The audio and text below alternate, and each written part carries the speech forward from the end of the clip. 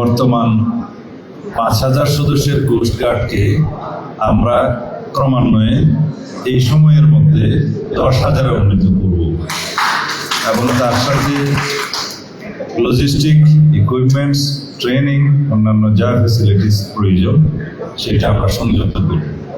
এইভাবে আমরা কোস্টগার্ড সহ রিভারাইন এরিয়ার সমস্ত জায়গায় আইন শৃঙ্খলা পরিস্থিতিকে উন্নত রাখতে, নিয়ন্ত্রণে রাখতে কোস্টগার্ডের মাধ্যমে আমরা সচেষ্ট হব।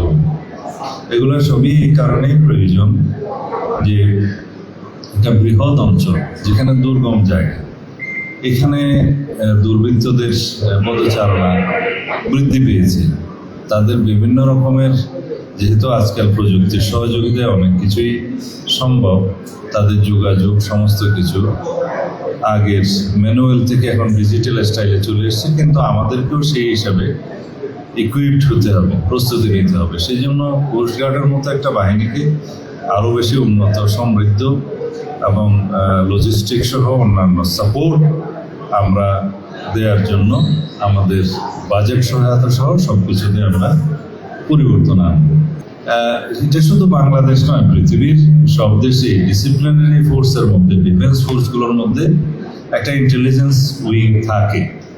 নিজস্ব বাহিনীর কোনো সদস্য কোনোভাবে দেশ বিরোধী বা অন্য কোনো কর্মকাণ্ডে জড়িত কিনা সেটা ইন্টারনাল ইন্টেলিজেন্সের জন্য মিলিটারি ইন্টেলিজেন্স কাজ করে, সেটা সব বাহিনীতে থাকে এবং সমন্বিত একটা ফোর্সও থাকে এবং সেন্ট্রাল ভিজিলেন্স থাকে। এগুলোর মধ্য দিয়ে কেউ যদি এরকম কোনো কর্মকাণ্ডে জড়িত থাকে তাদেরকে ফাইন্ড আউট করা হয় এবং তাদের জন্য যে মিলিটারি আইনে যে সমস্ত প্রসিডিউর আছে, প্রসিডিং আছে, সেগুলো ফলো করা হয়। It is nothing new. আমাদের দেশে এরকম কোনো তৎপরতা নেই।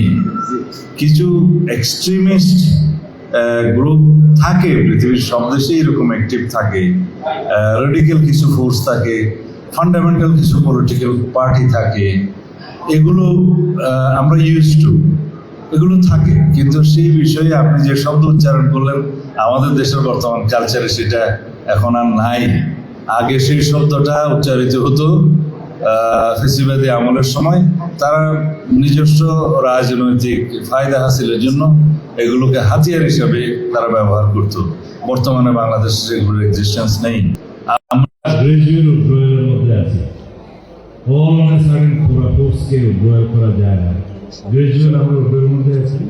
আপনারা দেখতে পাবেন খুব শিগগিরই মাঠ থেকে তাদেরকে ইনএড টু সিভিল পাওয়ার যেটা আছে সেটা খুব সীমিত সংখ্যায় নিয়ে আসা হবে। তবে সবসময় দেশের বিদ্যমান আইন অনুসারে ইনএড টু সিভিল পাওয়ারের যে ফাংশনটা আছে সেটা ডিস্ট্রিক্ট ম্যাজিস্ট্রেটের চাহিদা অনুসারে, সরকারের চাহিদা অনুসারে সবসময় তারা কাজ করে, সেটা সামনেও করবে। বাট যে ডিপ্লয়মেন্টটা হয়েছে 5 আগস্টের পরে আইন শৃঙ্খলাকে সমুন্নত রাখার জন্য, জনগণের নিরাপত্তার জন্য, সেটা অনেকাংশে এখন সীমিত এবং উইথড্রয়াল করা হয়েছে। এটা গ্রাজুয়ালি উইথড্র করা হচ্ছে, খুব শিগগিরই একটা পুরোটাই উইথড্রয়াল হবে। তবে in aid to civil power there will be always there, always there. Thank you.